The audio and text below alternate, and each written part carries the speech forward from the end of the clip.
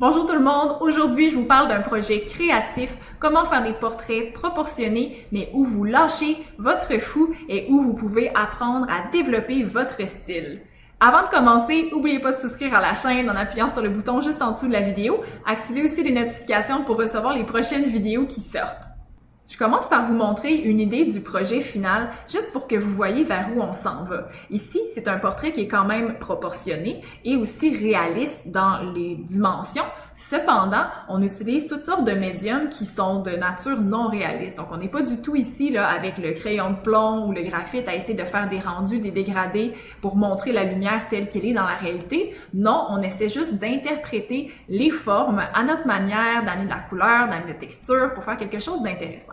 Dans un premier temps, évidemment, il faut être capable de tracer notre portrait de manière à ce qu'on ait des lignes contours là, au crayon de plomb assez claires ou assez bien placées pour qu'on soit capable de faire nos rendus au crayon feutre fin après. Donc, ce que vous me voyez faire dans ces étapes-là, c'est de la technique habituelle de portrait. Si vous avez envie de la regarder de A à Z avec des explications, vous pouvez le faire avec une des autres vidéos qui sont sur la chaîne. Et là, ici, je commence avec les pourtours de la tête, le cou, ensuite les cheveux et ensuite je m'intéresse principalement aux yeux, nez et bouche. Et là, c'est toujours un moment où le dessin est un peu étrange parce que c'est pas particulièrement beau, pas particulièrement final et tout ce qui nous importe, c'est juste que les traits soient bien placés.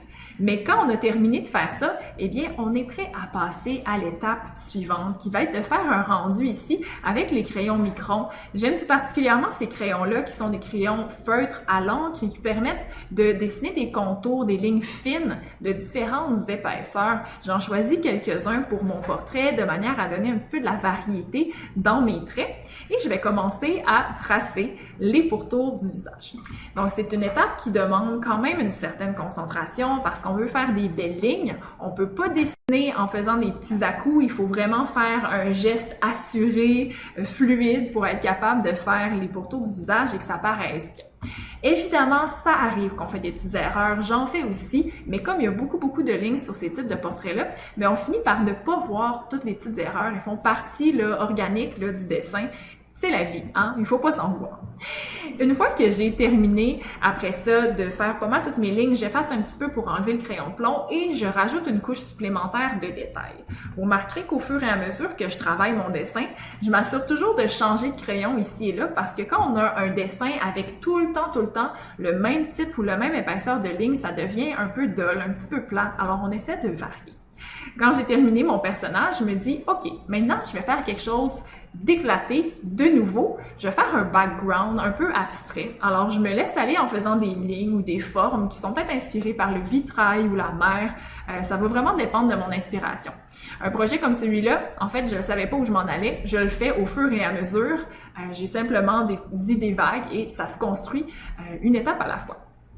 Quand j'ai terminé de faire toutes mes lignes noires, ma construction, je vais m'amuser maintenant à mettre une couche avec des marqueurs plus épais, des feutres ici. Et l'avantage de ces kits de marqueurs-là, c'est qu'ils viennent avec de nombreux dégradés de gris qui vont de 1 jusqu'à 9, 1 étant le plus pâle, 9 le plus foncé. Et on peut vraiment s'amuser à faire beaucoup de variété et tout de suite donner une impression d'ombre et de lumière. Enfin, je passe à la couleur. Donc, l'aquarelle ici, c'est un médium qui est vraiment bien, l'aquarelle, pour juste rajouter une petite touche créative, une petite touche colorée à nos dessins. Ça demande pas une maîtrise énorme, ajouter de l'aquarelle dans ce type de dessin-là, parce qu'il s'agit pas réellement de représenter la réalité, mais juste de mettre de la couleur. Donc, c'est une très bonne façon d'explorer ce médium-là avec moins de pression, avec moins de précision, parce qu'on peut juste s'en servir comme de façon vraiment là, colorée, expressive, sans trop se poser de questions.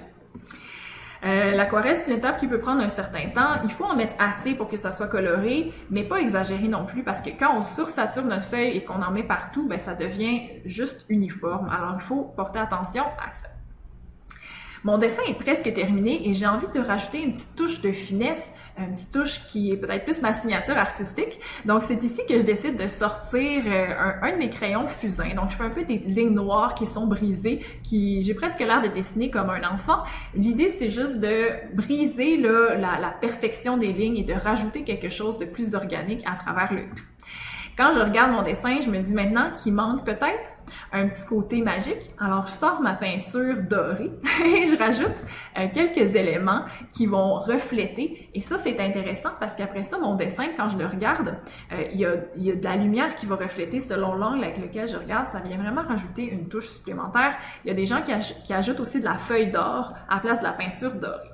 Et là, presque terminé, je regarde tout ça, mais il manque quelque chose. J'ai envie de rajouter une couleur complémentaire finale et j'y vais pour le rouge. C'est très important de rajouter une couleur en faible quantité, souvent qui va être contrastée avec nos autres couleurs. Donc, par exemple, dans l'arrière-plan, j'ai des couleurs qui sont plus froides, comme des bleus, des mauves, et là, je vais y aller avec une couleur chaude, comme le rouge, pour faire une ombre à paupières et faire des lèvres qui sont percutantes et qui permettent tout de suite d'être attirés par le dessin quand on le regarde. Et voilà, j'ai terminé. Donc, c'est une œuvre créative, un portrait proportionné, mais avec un style éclaté. J'espère que vous avez apprécié voir comment s'est produit ce processus créatif-là. Comme je vous disais, au tout début du projet, j'avais un modèle pour m'inspirer. J'avais des couleurs, j'avais des différents matériaux, j'avais des idées, mais je savais pas où j'irais. Alors, c'est vraiment fun de développer nos capacités artistiques et de devenir bon à créer des projets comme ça. Vous allez voir que plus vous en faites, plus ça vient seul, et accepter de laisser une part à notre créativité, c'est très important comme artiste parce qu'on veut pas toujours être en train de tout contrôler. Parfois, il faut faire des projets plus simples, moins réalistes pour simplement apprendre à s'exprimer et apprendre à avoir un style. Alors, si vous avez aimé cette vidéo, laissez-lui un like, abonnez-vous à la chaîne. Regardez aussi dans la description pour ce qui est du matériel ou des prochains ateliers gratuits qui s'offrent à vous. À bientôt tout le monde!